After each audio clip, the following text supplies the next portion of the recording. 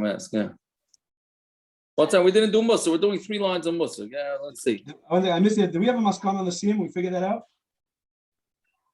I could do Thursday too. It's Wednesday. I think I know Thursday. that now you could do Thursday, yeah. What? Now I know you could do Thursday. It was a girl. That's right. I have a wedding Thursday night in Baltimore too. So if it was a boy, then I would have gone for both. But now that it's a girl, who cares? Rav Aaron is back. What? Rav Aaron is back in town. Yes, he is. Yes, he is. Whole and healthy. Baruch Hashem. Okay, let's say we just finish this Musa. We're supposed to just finish Shara Zrizus. He says, to be a Zoris is very good. Don't be a Zoris to run after your Tivus, and to try and, run after, to be matriach yourself after Hanois, and to run after your bad things. The same way being a Zoris gets you to higher levels, if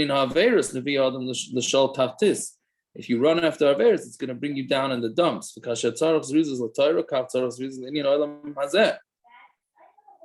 He also needs reasons for Elam Hazeh. She is Zoras b'malachta. You have to be Zoras in your malacha. Like when you're on the flight, you got to connect to the Wi-Fi in order to be a Zoras, to take care of the work.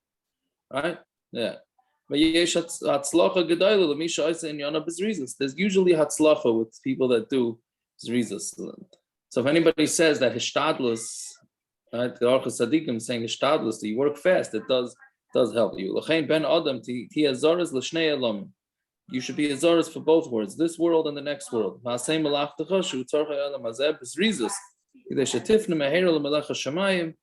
that you should do it bezrizas, so that and take care of what you need to in this world in order, and I'm saying for this world, in order to be able to learn, to be able to be available to do in Yoni Ruchnius.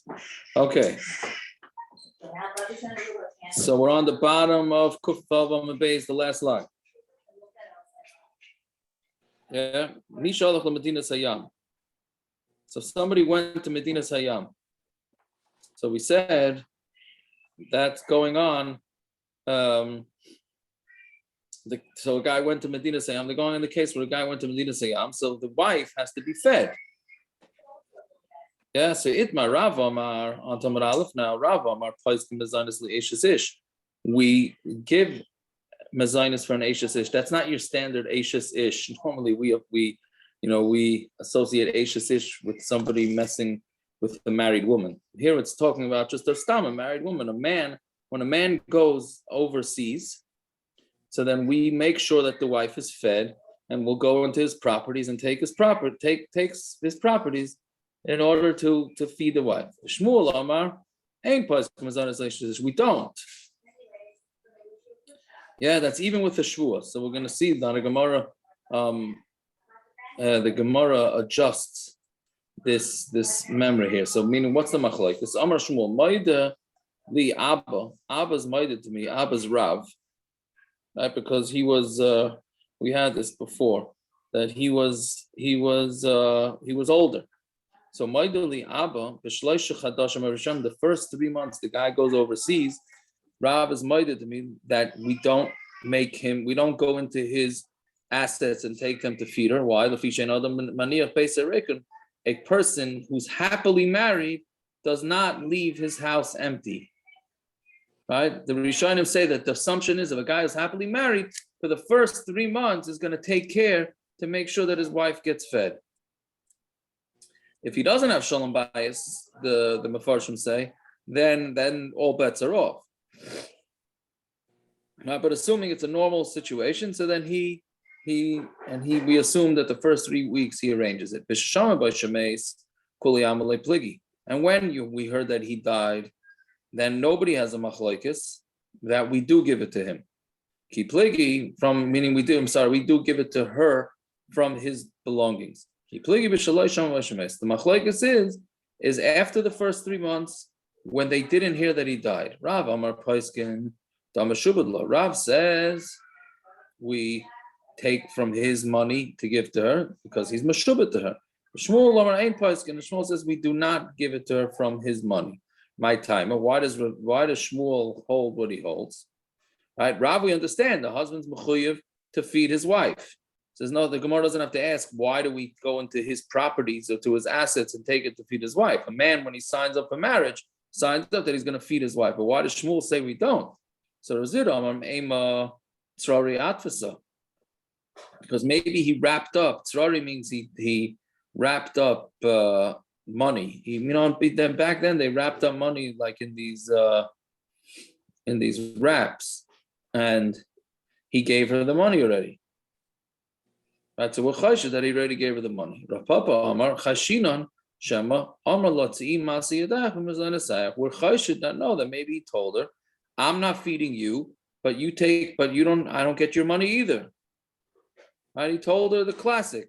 You don't. I have to feed you, but then I get whatever it is that you do, whatever you earn. So I'm not going to take your earnings, and I'm not going to feed you either. So those are the two reasons why Shmuel is chayshed that that's what happened, and therefore he says that we don't go into the husband's assets to feed the wife. So what's the difference between these two tiruts, and what's the practical difference between these two answers? If she's a gedayla, but she doesn't earn enough money. So if she's a gedayla and she doesn't earn enough money, so according to the first shita, so we're afraid that maybe he gave her money already. But according to Rav Papa, who was chayshed from her mezainis, that he told her just keep your earnings, and I'm not going to even give you the mezainis. So according to him, she doesn't earn enough. So it's not gonna. He has to give her money anyways, even if he told her to keep her earnings. She doesn't earn enough. That's one nafkamina. Inami. Yeah, go ahead. Is this? I asked in the morning when we were talking about it. Let's hear if David Greenblatt has his stalker, so he has to check every lady who calls him up, or he doesn't have to check the ladies. Well, I'm saying here we're not talking tzedakah. Here we're talking we're taking from the husband. Here we're talking about we're taking straight from the husband's assets. Okay. Right? You mean the stamen and tzedakah, does he have to check? Really, he does. Really, he does have to check into it and see. Right? It's interesting because about an hour ago I was on a phone call where a guy needed money and he hit up a bunch of different people. So he got taken care of by a bunch of different people. And then Mameli, he had a surplus. So whatever, you see, these things do happen. I don't know if he had a surplus. Listen, I'm sure the guy could use the money, but it wasn't. Anyways, so Inami, the second difference is katana the sabka, or if she's a katana. So if he married a katana, a guy is not leaving bundles of money with a katana because he thinks she's irresponsible. She's not going to spend it wisely. Meaning he's going overseas. So he's a katana. If she's a katana, he's not going to leave her money. But the sabka, but she earns enough money on her own, then there's a possibility, according to Rav Papa. Again, according to Rav Zvid, there's no concern. He's not going to give her the money. So according to Rav Zvid, even Shmuel would hold that you take the money from his assets. But according to Rav Papa, where she earns enough of a living, so then maybe before he left, he told her, you just take your earnings and keep it for yourself, and I don't have to bother feeding you. So those would be the two differences between the answers. Fine. So now they're going to ask a bunch of kashas on Shmuel, about a minute and a half's worth of kashas on Shmuel here. So again, Shmuel's shita is that we do not go into his assets to pay for his wife's food after he goes overseas. So Tanan, we learned in our Mishnah, when they say, a guy goes overseas, and the woman asks for her food. She makes a shua at the end and not in the beginning. What at the end means that if she wants the ksuba, she has to make a shua. But if she wants just to be fed, and she doesn't want her ksuba, then she does not have to make a shua. The Bnei Kahanim Gedolim disagree and say, Tishpa, she swears the beginning and the end. Fine. So they have a machlokes when she makes a shvua. But Adkan like pligi el in Yeshua. Hanan and the Kayanim are having a machlokes over whether she makes a shvua. But everybody holds that the husband has to feed the wife, and if he doesn't feed the wife, beis din's going to go into his assets. So Tirgam Shmuel. So I mean that's a kasha on Shmuel. Shmuel says we don't feed her at all. So Tirgam Shmuel b'shashama b'shemeis. Now it's talking about where they heard that he died. We said a few lines ago. Shmuel agrees that when we heard that when the rumor is that he died, then we do feed because he's got to feed her after death. Fine, that's kasha number one. Kasha number two. Tashma mishalach l'medina sayam. Bishlei tevas mezainis. Somebody went to Medina Sayam and his wife wants the mezainis. B'nei kahanim gedolim oimrim tishba. The B'nei kahanim gedolim says she has to swear. Chanan amar lo tishba. She does not have to swear. Meaning swear. What is she swearing? She has to swear she never got any money. Vim bava amar. And if the husband comes from Medina Sayam and says pasakti la mezainis, I gave her money. Naman, he's believed. Right? So again, what's the machlokes? Whether there's a shvua involved, but everybody holds that the husband has to feed the wife. Again, the same teretz. This Mishnah is also talking about the braysa. Is talking about where they heard that he died. So it says it says, but he came and he said. So if he came and he said, how could it be that he died? No, he came. There was a rumor that he died. Then, so they wanted to start taking money from him. Then he showed up and said, "What do you mean? I'm alive and I paid." So therefore, that's why in the braysa everybody agrees that he would have to pay, meaning at least initially till he showed up. Fine. Third kasha. He went overseas and the woman wants to be fed. And if he comes back and he told her, you keep your earnings, and instead I don't have to feed you, Rashai, he's allowed to tell her this. Kidmu bezdin upasku, but if beis din before he came back, beis din decided that they have to go into his assets to feed his wife, Masha pasku, then whatever beis din said, whatever amount of money beis din said they're going to take from his assets to give to her, they said, meaning it works and she gets to keep it. So you see of a fairish braysa that they're allowed to go into the man's assets to feed the wife. Again, same teretz. That braysa is also where they heard that he died. And Shmuel again agrees that where they hear that he died, they do go into his assets. Fine. A fourth kasha. Tashema. At least this one's a little bit different. A guy went overseas and the wife wants mezainis. So beis din yardim lenechasa.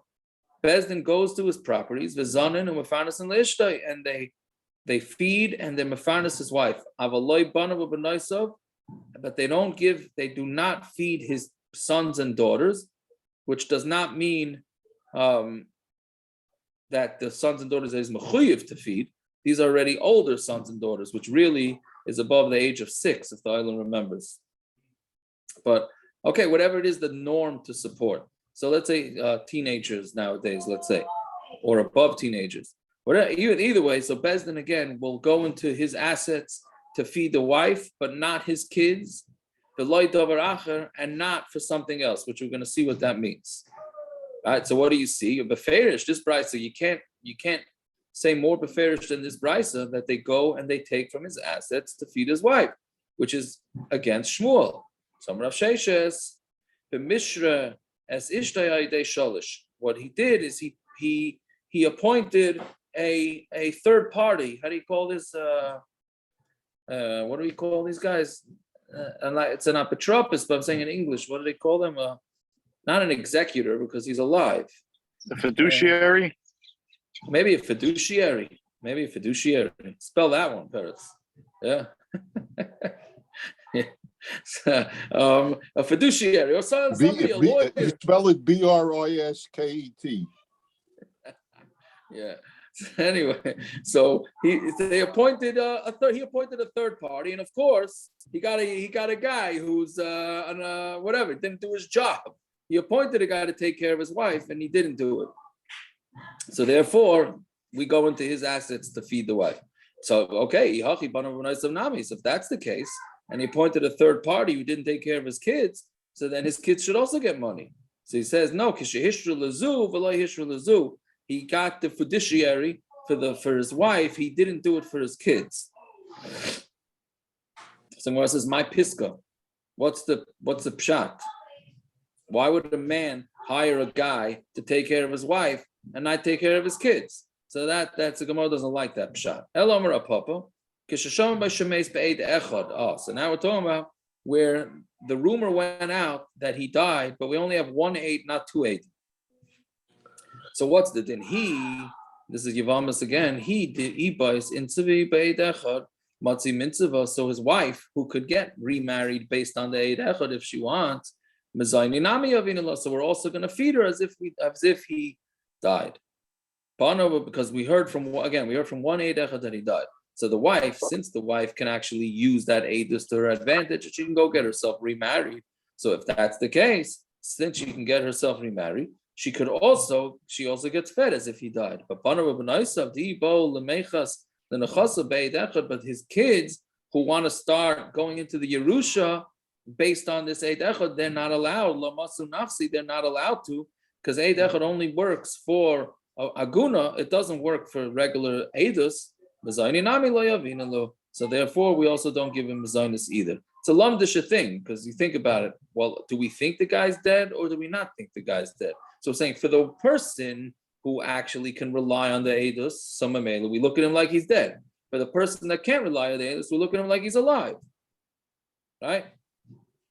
It's a lamdisha thing, like Pagin and Dibure, like what we're saying. Is he alive? Do we think he's alive? For the mother, think, oh yeah, he's dead. Because I'm dead. I'm getting my money. The wife is saying, I got my money, and then the kids are sitting there starving. She's like, what should I tell you? For you, he's alive. All right, whatever.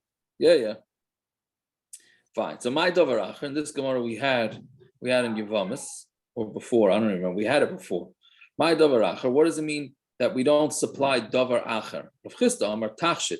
We don't go into the man's assets to give her, perfume. Right? Rabbi Yosef Amar Tzedakah. Rabbi Yosef says it's tzedakah. Yeah, so we don't go into his assets to pay tzedakah.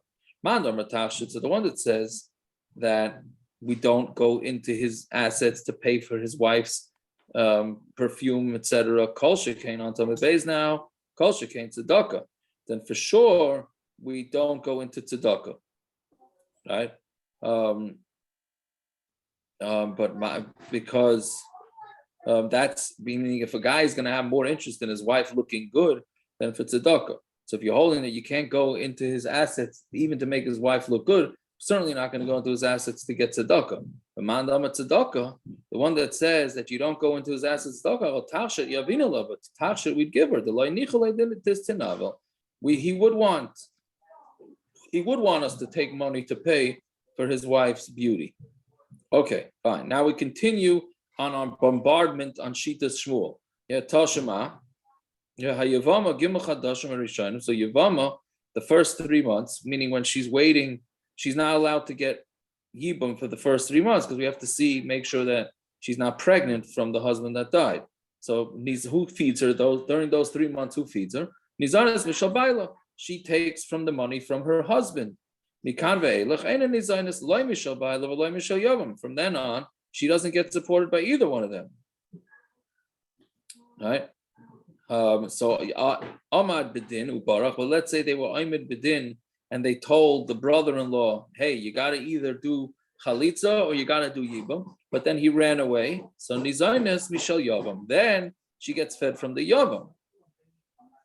Right? So you see that you go into the Yavam because the Yavam's looked at like he's her husband, even though he's not officially her husband. There's the Zika. Trying to bring up that memory. There's the Zika there. Right? So therefore, since there's that connection between them, they can go into his assets to take the money and it would be Kol Shekain, the actual husband. So again, it's a kasha on Shmuel. Amalach Shmuel. Shmuel says, well, what are you going to say? What are we going to be chayshit for not to feed her?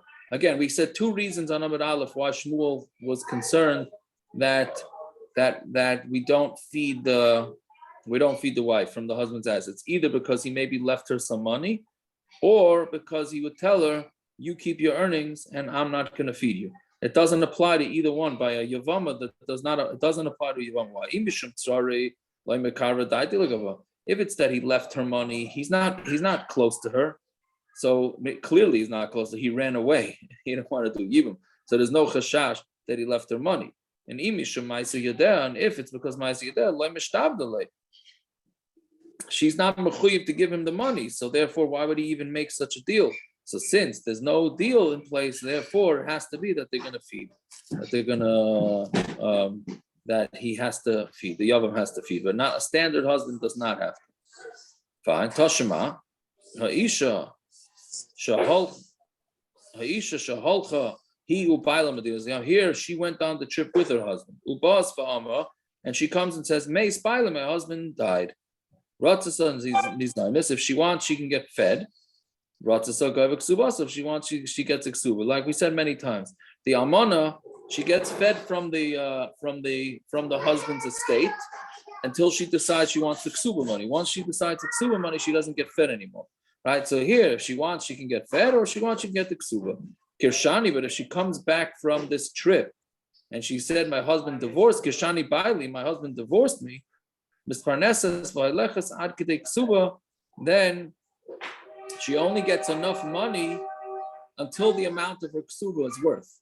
Right? Meaning, in the case of Almana, if she decides not to ask the ksuba, she gets supported for 100 years or whatever till she dies. But for Grusha, she only gets supported till it uses up the amount of money for the ksuba. Right? So what do you see? That it seems like she should be getting money from the husband's estate as long as the husband is not there. So again, Zigmar says, again, we're talking about where we heard that he died. So therefore, we heard that he died. That's why she's entitled to take money from his assets. So then why do we stop up till the amount of the ksuba is worth?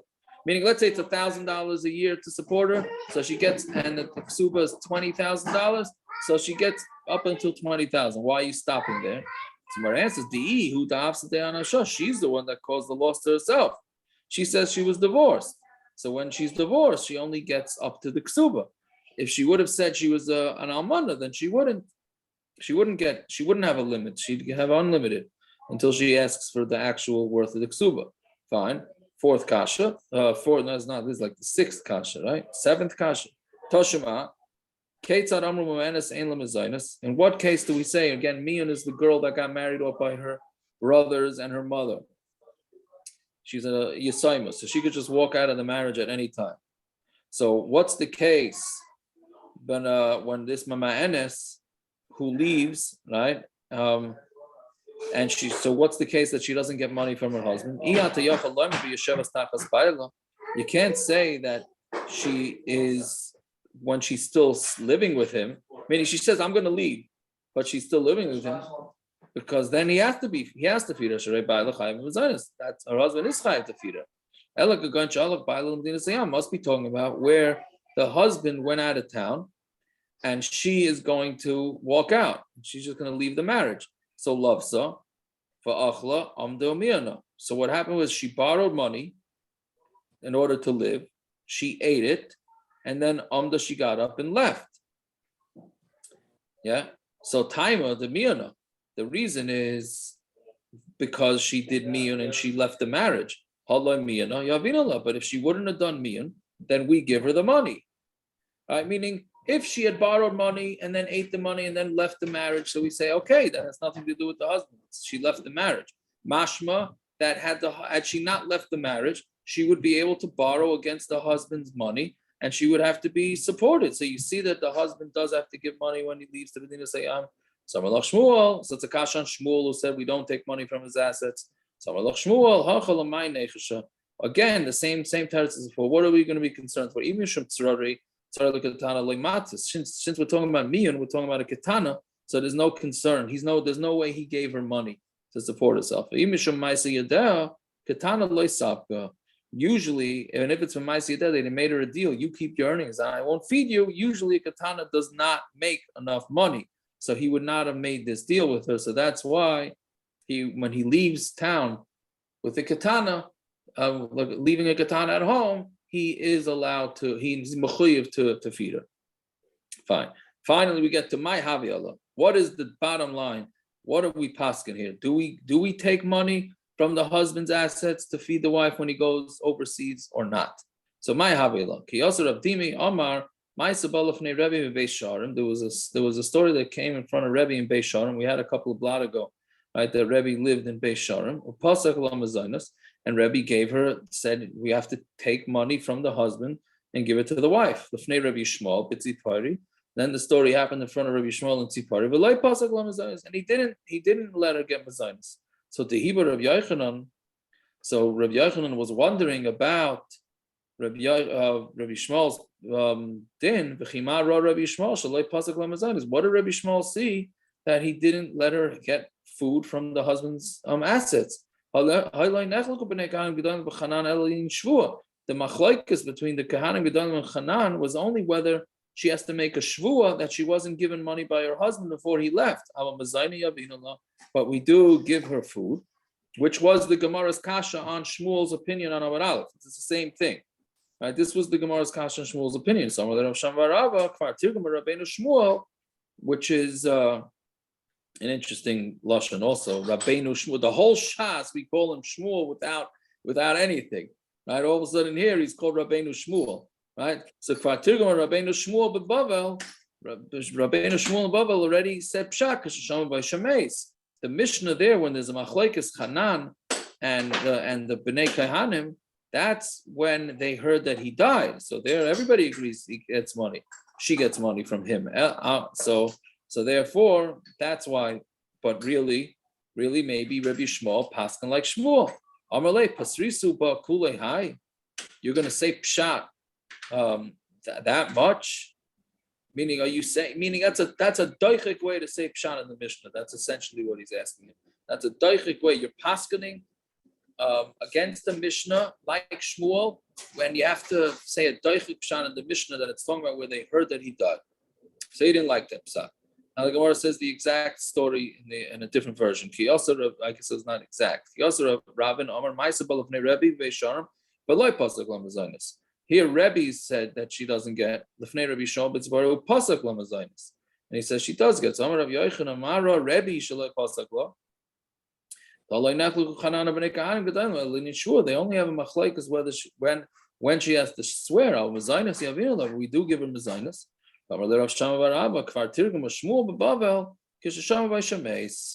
Right, so that's why everybody says that he gets money. She gets money from his account. Amalei, he said, you're gonna say pshat in it that much. I would say the Rav. The halacha is like Rav. Bottom line is we paskin that when a husband goes overseas and he doesn't leave money, we paskin like Rav, and we do make her. We do let her go to his assets to get money. Whether she has to make a shvua or not, that's a machlokes in the Mishnah Hanan and the Bnei Kehana.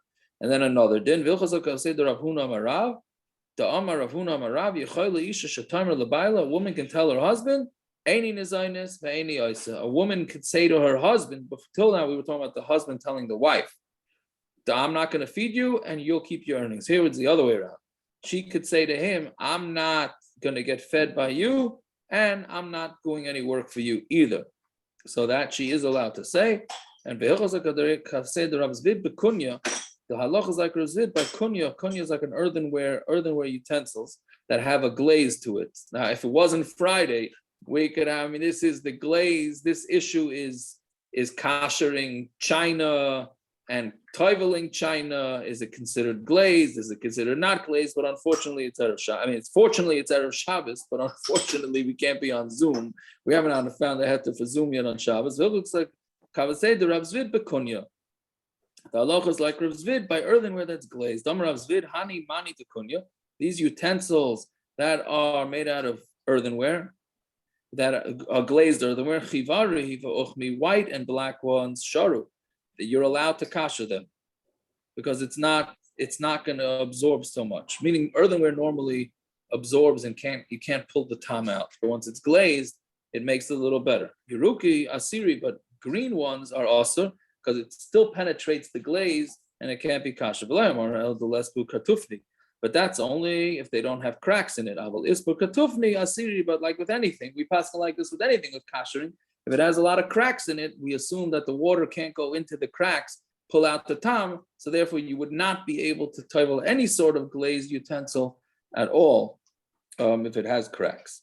All right, fine. Tomorrow night's daf, 7:40. We said, right? It's a small daf. Yeah. All right. Everybody should have themselves a Right, fine thank you. Shabbos. Good job. Is Shir Shabbos afternoon for Yaakov? Yeah, I think we said 4:45. 4:45. And the mincha is at 5:25, 5:30 in YFR or something like that. I don't know what. Okay, have a good Shabbos. Thank you. Hey, good Shabbos. Good Shabbos. Shikayach, have a good Shabbos. Shabbos. Jago, quick Shiloh, I'm sure it's probably fine, but what do I know? Yeah. I take off the cover of the crock pot and I put on a cookie sheet as a cover. That cookie sheet's a full blech. When you take it off the what? When you take it, the crock pot, what? Take the crock pot cover off. Right? What do you mean the crock pot cover? Crock pot top, cover, the the glass cover on top. Yeah. Take it off, turn the cookie sheet over upside down. No Yes. problem. Better than a blech. You can take anything out of the fridge and put on top of it. A whole Shabbos, not before, after, whatever I want. Whatever you want. Crock pot sitting already inside, right? Because it's right. It's kedera al gabi kedera. Yes, it's fine. It's It's a good idea, Taka. I should tell that to my wife. Let me have to tell I her. thought about it. I'm like, it becomes actually a big blech even. That is a very good idea. Yeah, you see that? Well, we That's tried fine, And look the at water that. doesn't dissipate faster than the cover. No, One of That's a the very good idea. one of the frum companies made an urn like that with a special metal top to cover the urn that was larger and flatter, but it was schwach. It was very schwach. I know, but the crock pot's very good. I liked it. Yeah, I'm gonna go suggest it to my wife right now. See that? There you go. Right. All right. Have yourself a fun.